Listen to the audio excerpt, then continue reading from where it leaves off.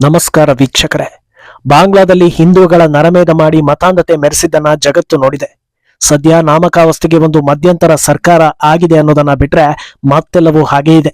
ಯೂನಸ್ ಕೈಗೆ ಅಧಿಕಾರ ಸಿಗ್ತಾ ಇದ್ದ ಹಾಗೆ ಕೋತಿ ಕೈಗೆ ಅದೇನೋ ಕೊಟ್ಟಂತಾಗಿದೆ. ತಾನು ಆಡಿದ್ದೆ ಆಟ ಮಾಡಿದ್ದೆ ರೂಲ್ಸ್ ಅಂತ ಇದ್ದ ಯೂನಸ್ಗೆ ದೊಡ್ಡ ಶಾಕ್ ಕಾದಿದೆ. ಒಂದು ಕಡೆ ಬಾಂಗ್ಲಾದೇಶ ಉದ್ಯಮಿ ಅದಾನಿಗೆ 6,000 ಕೋಟಿಗೂ ಅಧಿಕ ಹಣವನ್ನು ಕೊಡೋದು ಬಾಕಿ ಇದೆ. ತಕ್ಷಣವೇ ಇದನ್ನ ಪಾವತಿ ಮಾಡಿ ಅಂತ ಅದಾನಿ ಪತ್ರ ಬರೆದಿದ್ದಾರೆ. ಇನ್ನೊಂದೆಡೆ ಭಾರತದ ಆಪ್ತ ಮಿತ್ರ ರಷ್ಯಾ ಕೂಡ ಬಾಂಗ್ಲಾಗೆ ಸಾಲ ಕೊಟ್ಟಿತ್ತು. ಸುಮಾರು 5,000 ಕೋಟಿಗೂ ಅಧಿಕ ಬಡ್ಡಿ ಹಣವನ್ನ ವಾಪಸ್ ನೀಡಿ ಅಂತ ಪಟ್ಟು ಬಿದ್ದಿದೆ. ಇದರ ಜೊತೆಗೆ ಇನ್ನೂ ಸಾಕಷ್ಟು ಸವಾಲುಗಳು ಬಾಂಗ್ಲಾಗೆ ಕಾಡ್ತಾ ಇದೆ. ಇತ್ತ ಬಂಗಾಳದಲ್ಲಿ ಮಮತಾ ಬ್ಯಾನರ್ಜಿಗೆ ಮೋದಿ ಸರ್ಕಾರದಿಂದ ಸ್ವಾತಂತ್ರ್ಯ ಕೊಡಿ ಅಂತ ಒಬ್ಬ ಉಗ್ರ ಹೇಳ್ತಾ ಇದ್ದಾನೆ. ಇದೆಲ್ಲವನ್ನ ಒನ್ ಬೈ ಒನ್ ವಿವರಿಸ್ತಾ ಹೋಗ್ತೀವಿ. ಈ ವಿಡಿಯೋವನ್ನ ತಪ್ಪದೆ ಕೊನೆ ತನಕ ನೋಡಿ. ಅದಕ್ಕೂ ಮುನ್ನ ಮೀಡಿಯಾ ಮಾನ್ಸ್ಟರ್ ಚಾನೆಲ್ ಅನ್ನ ತಪ್ಪದೆ ಸಬ್ಸ್ಕ್ರೈಬ್ ಮಾಡಿ. ಎಸ್, ಒಂದು ದೇಶ ಹೇಗಿರಬೇಕು ಅನ್ನೋದಕ್ಕೆ ಯಾವುದನ್ನ ಉದಾಹರಣೆ ಕೊಡಬೇಕೋ ಗೊತ್ತಿಲ್ಲ, ಆದ್ರೆ ಹೇಗಿರಬಾರದು ಅನ್ನೋದಕ್ಕೆ ತಾಜಾ ಉದಾಹರಣೆ ಬಾಂಗ್ಲಾದೇಶ. ಅಲ್ಲಿ ಗಲಭೆ ಇದ್ದಾಗ ಅಯ್ಯೋ ಪಾಪ ವಿದ್ಯಾರ್ಥಿಗಳು ಅಂತ ಅಂದುಕೊಂಡವರೆಲ್ಲ ಆಮೇಲೆ ಕಣ್ಣು ಬಿಟ್ಟು ನೋಡೋ ಹಾಗಾಯ್ತು. ಈಗ ಅಲ್ಲಿನ ಪರಿಸ್ಥಿತಿ ಅಯೋಮಯ. ಮೊದಲಿಗೆ ಪ್ರವಾಹ ಬಂತು, ಆಮೇಲೆ ಡೆಂಗ್ಯೂ ಬಂತು, ಈಗ ಸಾಲದ ಸುಳಿ. ಸಾಲ ಕೊಡೆಯ ಅಂತ ಆ ಕಡೆ ಒಬ್ರು ಈ ಕಡೆ ಒಬ್ರು ಎಳಿತಾ ಇದ್ರೆ ಯಾವ ದಿಕ್ಕಿನತ್ತ ನೋಡೋದು ಅಂತ ಗೊತ್ತಾಗದೆ ಯೂನಸ್ ತಬ್ಬಿಬಾಗಿದ್ದಾರೆ. ವಿಷಯ ಏನಂದ್ರೆ, ಬಾಂಗ್ಲಾ ಸರ್ಕಾರದ ವ್ಯವಹಾರಗಳು, ಒಪ್ಪಂದಗಳು, ವಿದೇಶಿ ನೀತಿಗಳು, ಇದೆಲ್ಲದರ ಬಗ್ಗೆ ಯೂನಸ್ಗೆ ಅದ್ಯಾವ ಜ್ಞಾನ ಇತ್ತೋ ದೇವರಿಗೆ ಗೊತ್ತು. ಆಸೆ ಪಟ್ಟು ಅಧಿಕಾರ ಹಿಡಿದವನಿಗೆ ಈಗ ತಲೆ ಸುತ್ತ ನಕ್ಷತ್ರಗಳು ತಿರುಗಿದಂತೆ ಆಗ್ತಾ ಇದೆ. 2,400 ಮೆಗಾವ್ಯಾಟ್ ರೂಪರ್ ನ್ಯೂಕ್ಲಿಯರ್ ಪವರ್ ಪ್ಲಾಂಟ್ ಸ್ಥಾಪನೆಗೆ ರಷ್ಯಾ ದೊಡ್ಡ ಅಮೌಂಟ್ ಅನ್ನ ಸಾಲವಾಗಿ ನೀಡಿತ್ತು. ಸರ್ಕಾರ ಅಯೋಮಯ ಆದ್ಮೇಲೆ ಅದರ ಬಗ್ಗೆ ಹೇಳೋರು ಕೇಳೋರು ಯಾರೂ ಇಲ್ಲ.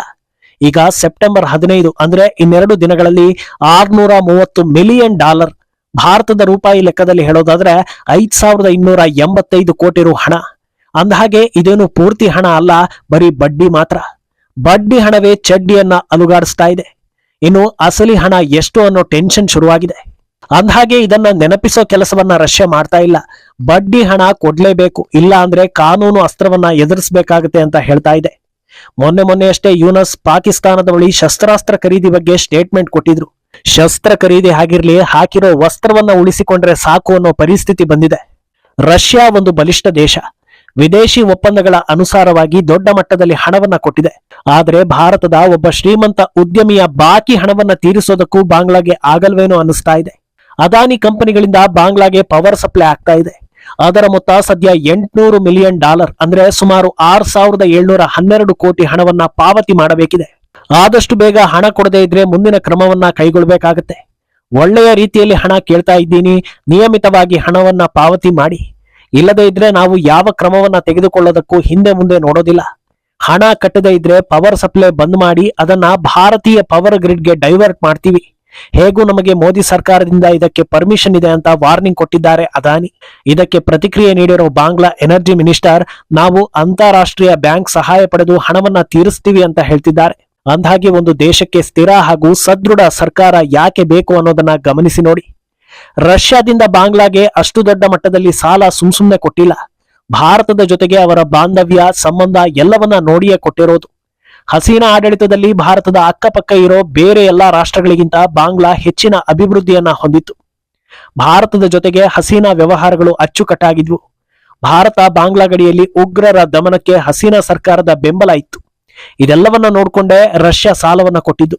ಒಂದು ವೇಳೆ ಬಾಂಗ್ಲಾ ಅದನ್ನ ತೀರಿಸೋದಕ್ಕೆ ಆಗದ ಪರಿಸ್ಥಿತಿ ಬಂದಿದ್ರೂ ಭಾರತದ ಮಧ್ಯಸ್ಥಿಕೆಯಲ್ಲಿ ಬೇರೆ ರೀತಿಯ ಪರಿಹಾರವನ್ನ ಹುಡುಕಿಕೊಳ್ಳೋ ಆಪ್ಷನ್ ಇತ್ತು. ಅಂದಹಾಗೆ ಇದು ಹಸೀನಾ ಸರ್ಕಾರದಲ್ಲಿ ಸಮಸ್ಯೆ ಆದಾಗ ಮಾತ್ರ.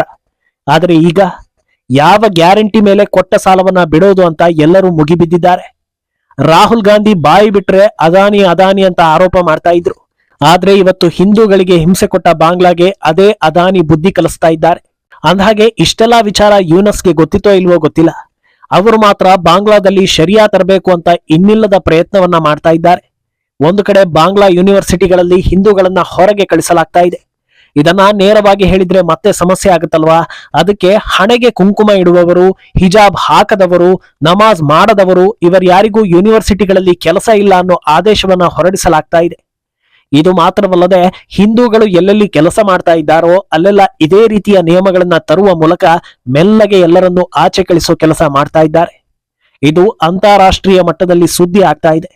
ಆದ್ರೆ ಯೂನಸ್ ಮಾತ್ರ ಈ ಬಗ್ಗೆ ಒಂದೇ ಒಂದು ಮಾತನ್ನ ಆಡ್ತಾ ಇಲ್ಲ. ಈಗ ಇನ್ನೊಂದು ಹೊಸ ಖ್ಯಾತೆಯನ್ನು ಬಾಂಗ್ಲಾ ಸರ್ಕಾರ ತೆಗೆದುಕೊಂಡಿದೆ.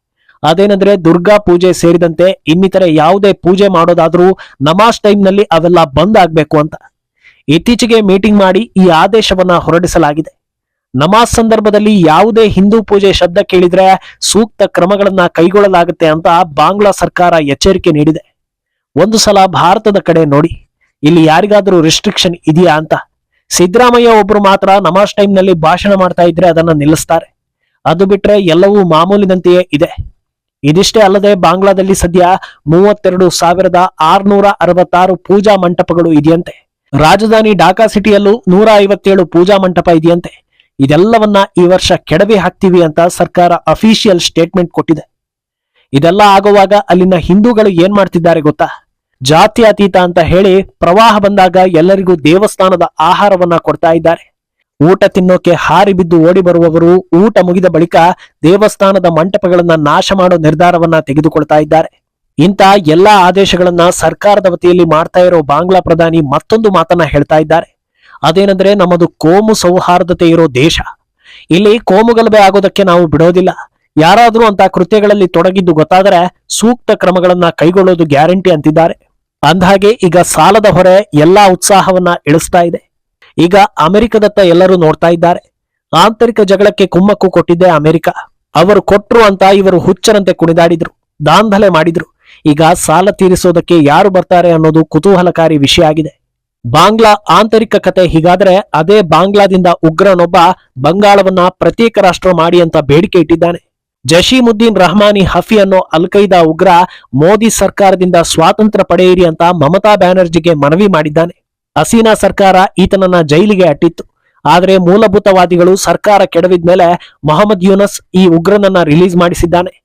ಆಚೆ ಬಂದಿರೋ ಈತ ವಿಡಿಯೋ ಮೂಲಕ ಮಮತಾ ಬ್ಯಾನರ್ಜಿಗೆ ಪ್ರತ್ಯೇಕ ಆಗಿ ಅಂತ ಮನವಿ ಇಟ್ಟಿದ್ದಾನೆ. ಅಲ್ಲದೆ ಬಾಂಗ್ಲಾ ವಿರುದ್ಧ ಭಾರತ ಯಾವ ಆಕ್ಷನ್ ತೆಗೆದುಕೊಳ್ಳಬಾರದು ಅಂತ ವಾರ್ನಿಂಗ್ ಬೇರೆ ಕೊಟ್ಟಿದ್ದಾನೆ. ಮೊದಲೇ ಮಮತಾಗೆ ಪ್ರತ್ಯೇಕ ರಾಜ್ಯದ ಆಸಕ್ತಿ ಇದೆ. ಅಂಥದ್ರಲ್ಲಿ ಉಗ್ರರು ಕೂಡ ಮಮತಾ ಬೆನ್ನಿಗೆ ನಿಲ್ತಾ ಇದ್ದಾರೆ. ಒಂದ್ಸಲ ನೀವೇ ಗಮನಿಸಿ, ಪ್ರಪಂಚದಲ್ಲಿ ಅಷ್ಟೊಂದು ಉಗ್ರರಿದ್ರು ಒಬ್ಬರೂ ಕೂಡ ಮೋದಿಗೆ ಬೆಂಬಲ ನೀಡೋದಿಲ್ಲ. ಆದ್ರೆ ಮಮತಾ ಬ್ಯಾನರ್ಜಿಗೆ ಉಗ್ರರು ಬೆಂಬಲ ಕೊಡ್ತಾರೆ. ದುಃಖದ ವಿಚಾರ ಏನಂದ್ರೆ ಮಮತಾ ಬ್ಯಾನರ್ಜಿಯನ್ನ ನೇರವಾಗಿ ಉಗ್ರ ಅಂತ ಹೇಳೋದಕ್ಕೆ ಸಾಧ್ಯವಿಲ್ಲ ಅನ್ನೋದು ಜನರ ಮಾತು. ಒಟ್ನಲ್ಲಿ ಅವಸರಕ್ಕೆ ಹುಟ್ಟಿದ ಕೂಸು ಅನ್ನೋ ಹಾಗೆ ಬಾಂಗ್ಲಾ ಮಧ್ಯಂತರ ಸರ್ಕಾರ ಎಷ್ಟು ದಿನ ಬಾಳಿಕೆ ಬರುತ್ತೋ ಗೊತ್ತಿಲ್ಲ. ಅಷ್ಟರಲ್ಲಿ ಅಲ್ಲಿನ ಹಿಂದೂಗಳ ಕತೆ ಏನು ಅನ್ನೋದು ಭಗವಂತನೇ ಬಲ್ಲ. ಈ ಬಗ್ಗೆ ನಿಮ್ಮ ಅಭಿಪ್ರಾಯವನ್ನ ತಪ್ಪದೆ ಕಾಮೆಂಟ್ ಮೂಲಕ ತಿಳಿಸಿ.